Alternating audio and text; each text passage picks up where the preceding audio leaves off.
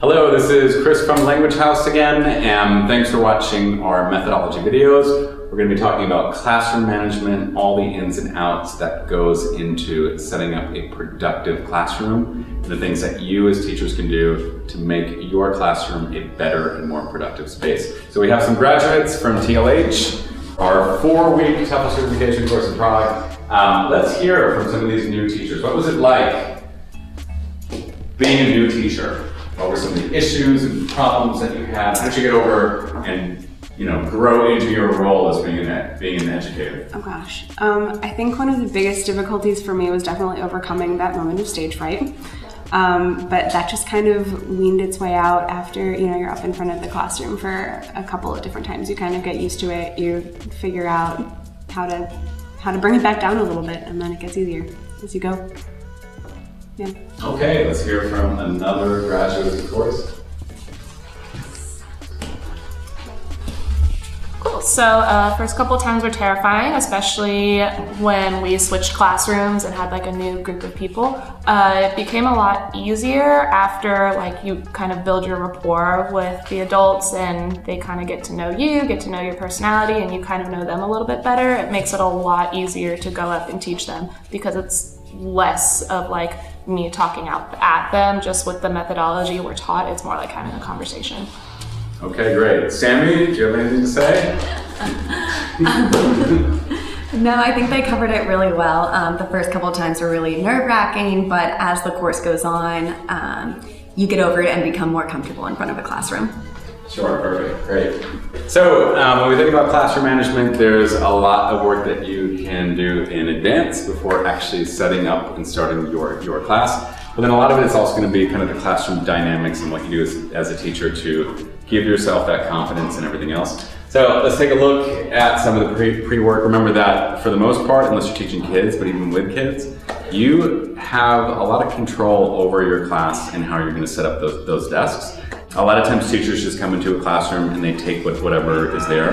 But remember that you have that ability to change things up and switch things up. So if you look at this desk setup here, it's more of an open horseshoe, and this is great for communication, especially if I'm doing group-to-group talking. But if it was a test, I'd probably want things in rows. I could have these desks in islands. There's a lot of different ways that I can set this up. So, part of taking control of your classroom is doing those initial things. The next thing that you want to check before you start teaching is what you have in your classroom itself. So I have this great big whiteboard, so I'm planning on using it for the most part. Some of your classrooms may not have any of these things.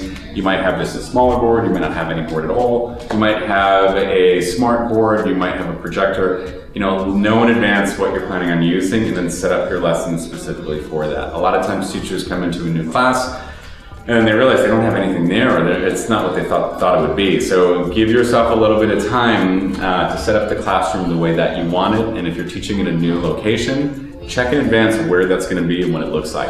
So before we go into classroom dynamics, it's important to touch a little bit on the innate fears that most new teachers have with public speaking and being shy.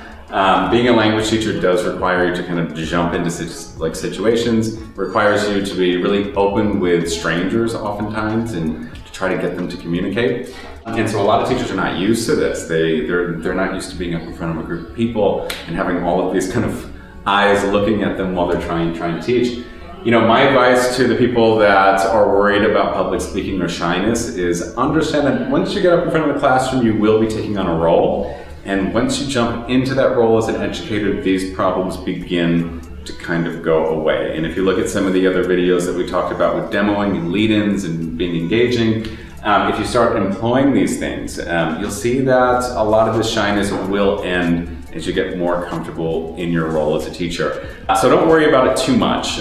It will come up, but again, with practice like anything else, it will slowly go away. Let's take a look at some classroom dynamics and ways that you can improve your confidence in the classroom and have students do what you want them to be doing.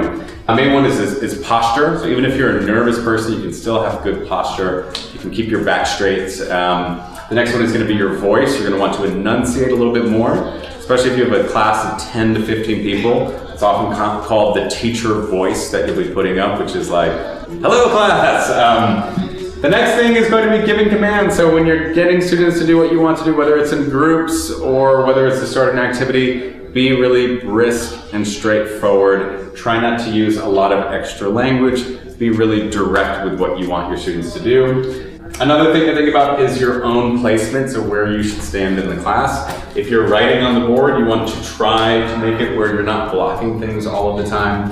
If you're doing group discussions, it's good to stand off to the side a little bit instead of right in the middle. A lot of times you will be monitoring as well, but it's good to try to keep the whole entire room open for the most part. A lot of times teachers will come in and try to get feedback from a specific student, but then it forces all of the other students to have to turn their heads, and it's really blocking everyone else out. So it is good to keep it open. And if you're doing some sort of a group discussion, you can throw around an anchor or something similar to this. Another piece of advice that I can give you is to try to lower your TTT as much as possible.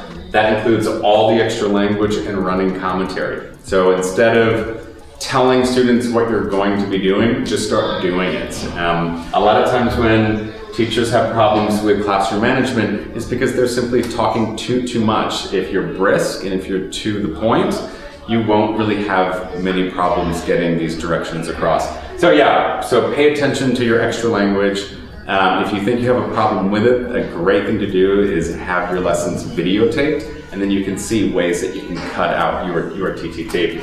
Another important step to becoming more confident and to improving your classroom management is to use big sweeping gestures. So instead of putting people into groups of 2 or pointing, it's good to step in and use your hands and your body to communicate the things that you specifically want.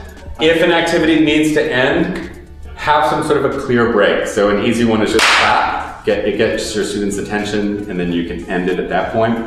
A lot of times teachers don't have clear breaks, thus an activity is supposed to end. But the students don't know it, so there's no way to get the students' attention. So it's always good to clear break, get everyone's attention, bring them back to the board, go through a demo or your next instructions to your next activity. And then if you are breaking the class and doing feedback, we already talked about this in a previous video, but it's really helpful to use some sort of an anchor. So instead of me going to individual students and blocking them off, as I've told you about already, use some sort of a ball, some sort of an object, open the class up, have the students interact with each other. So those are some basic techniques.